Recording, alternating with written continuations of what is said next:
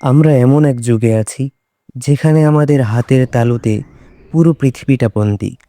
কিন্তু অদ্ভুত ব্যাপার হলো, আমরা যত বেশি কানেক্টেড হচ্ছি, নিজেদের থেকে ততটাই দূরে সরে যাচ্ছি।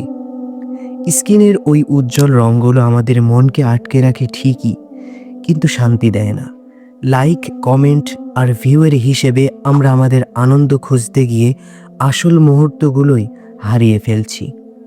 ফোনের বাইরেও একটা জগৎ আছে, যেখানে বাতাসের শব্দ শোনা যায়, ঘাসের ঘ্রাণ পাওয়া যায়, যেখানে মানুষের চোখের দিকে তাকিয়ে কথা বললে ফিল্টার লাগে না, শুধু অনুভূতি লাগে।